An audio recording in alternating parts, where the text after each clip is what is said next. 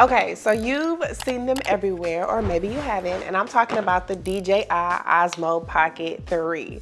I've spent the last 2 months with this thing, and I've used it consistently for the last 2 months. So in this video, we're gonna talk about, is this the right camera for you? We're gonna talk about what I love about it, what I don't necessarily love about it. Should you get it? What type of content creators could use it, and what type of content creators could live without it? Should you add this into your arsenal? What are the good things? What are the bad things? We're gonna talk about all that in this video. This is my official DJI OSMO Pocket 3 review.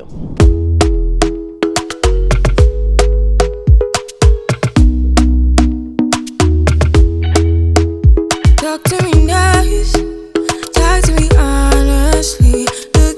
Hi, I'm Whitney, digital content creator, social media consultant, and photographer, and I've spent a great amount of time with the DJI OSMO Pocket 3, and after this video, I am officially never talking about this again. This will not become a stand account for the OSMO Pocket 3. I have just said so many good things about it already in my previous videos, so today, we're gonna talk about what I don't necessarily like about the OSMO Pocket 3. Before I dive in, I do want to mention that I have the OSMO Pocket 1, the first edition, and they fixed so many things since then, so it's only up for DJI. This is not a bashing video by any means. I am always going to be a big fan of DJI. The first thing I don't necessarily like about the OSMO Pocket 3 is the 4K capability. So it's no secret that the beautiful thing about this device is how easy it can go from landscape to portrait with absolute ease. That's something the previous editions weren't able to do. So you literally just flip the screen and that's how you change it from up and down or left to right. This is especially good if you are on all social media platforms. If you're on YouTube, it's really easy to switch to your TikTok format, your Instagram format, your Shorts format. But one thing I think is misleading about this device is only the landscape mode has 4K capabilities. The second you flip this up to portrait, it automatically changes to 3K. So I think it's misleading, especially if you primarily are going to use it for Instagram, TikTok, and Shorts. It can only shoot 4K in landscape mode. It cannot shoot 4K in portrait mode. This isn't necessarily a bad thing though, because Instagram can't even hold 4K videos. It doesn't have 4K capabilities yet. Same thing for TikTok. The second you upload a 4K video to Instagram or TikTok, it compresses the video to 1080 30 frames per second. That's the maximum video resolution, 1080 30 frames per second. So although this device does not have 4K capabilities in portrait mode, which is typically what we would use for Instagram and TikTok, even though it doesn't have 4K capabilities, I don't really know if they're necessary for TikTok, Instagram. However, if you absolutely need the 4K capabilities, then you're probably better off using your phone. Not only does your phone also have 4K capabilities, but it is also much better in terms of quality, detail, color, clarity than the OSMO Pocket 3. So, but with that being said, one thing that I absolutely love about this device is how easy it is to use and how discreet it is. It's literally a camera, gimbal, tripod, all built in one. Previously, I would have to carry a vlogging camera and a tripod, or your phone and a collapsible tripod. And once you whip out those tripods and start looking and posing in front of those cameras, it just gets weird, okay? People are gonna notice you, they're gonna stare at you, and they might even mock you, okay?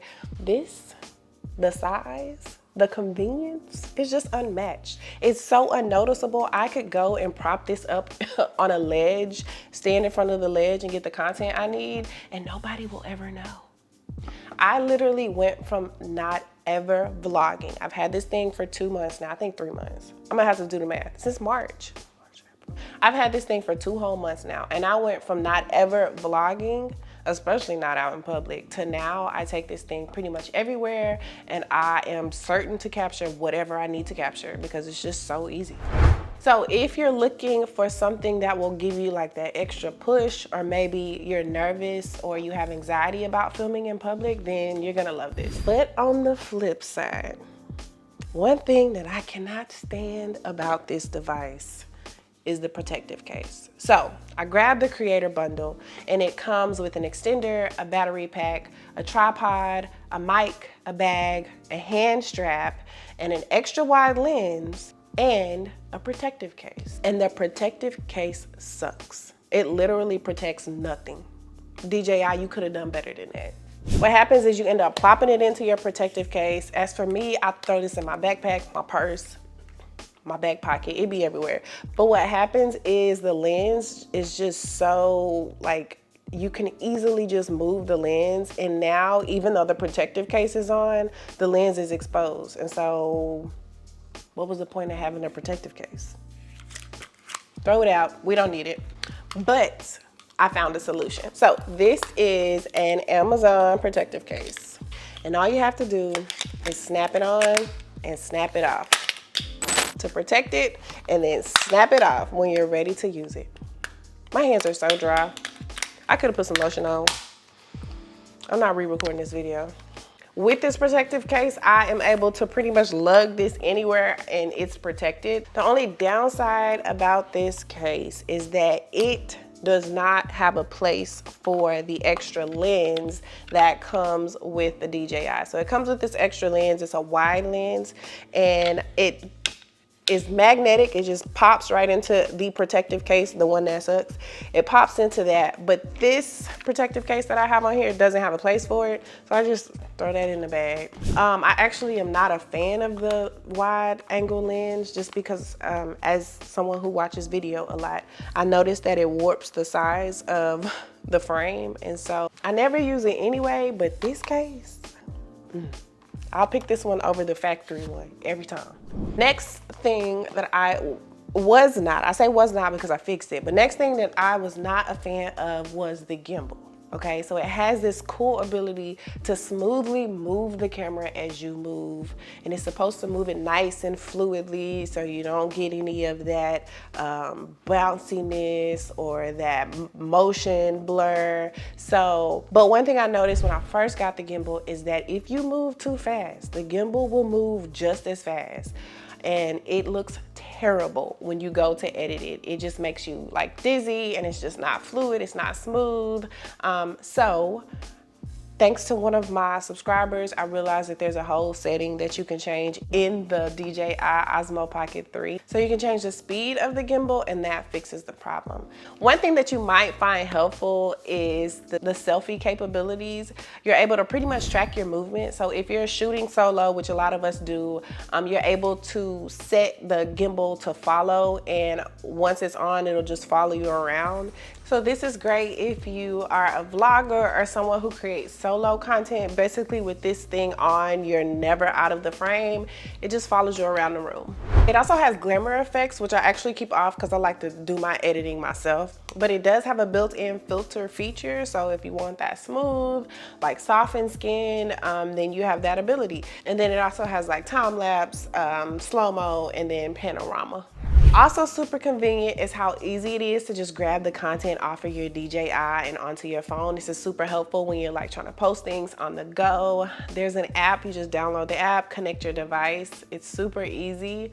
I also love that it stores everything on a mini SD card, which is also super easy to retrieve. You can just pop this into a laptop or a computer and grab everything you want. So the question is it worth the price tag? Let me see how much these things are. On the DJI store, I'm pretty sure you could probably get this off of Amazon or even at like Best Buy, but on the DJI store, the OSMO Pocket 3 just by itself is $519, and then the OSMO Pocket 3 Creator Bundle, which includes all the things that I mentioned earlier, that is $669. So is it worth it? Should you get the Creator Bundle? Should you even get it? So overall, I can't tell you what to do with your money. But as for me, I am very pleased with the purchase, and of all the things I've purchased this year, this has by far gotten the most use. I use it almost every day from her weekly vlogs that I post here on YouTube. I also use it to capture like B-roll for YouTube. I also capture like behind the scenes whenever I'm out with my clients. I even capture moments of my daughter with it. She even uses it sometimes. So I'm gonna have to say, yes, I am very pleased with it. It's worth every penny. And then just, it's so easy to grab and so convenient and then so discreet. So I was toggling between getting a second phone to help me record content. I was also toggling with getting a vlogging camera to help me record content. And in my opinion, this is just way better. Even though I mentioned the things that I don't like about it, I think it's great for anyone who is trying to start or increase their vlogging.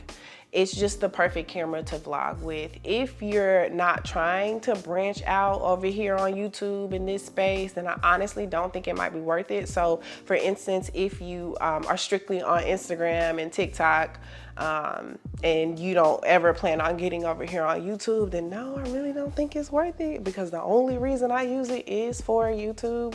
Like I said, if I wanted to capture, you know, short clips with TikTok and Instagram, then I would just use my phone for that. But if you are on YouTube, then this is the perfect vlogging camera. So let me know if you have any questions about it. I will answer them in the comments, because I am not making another video about this.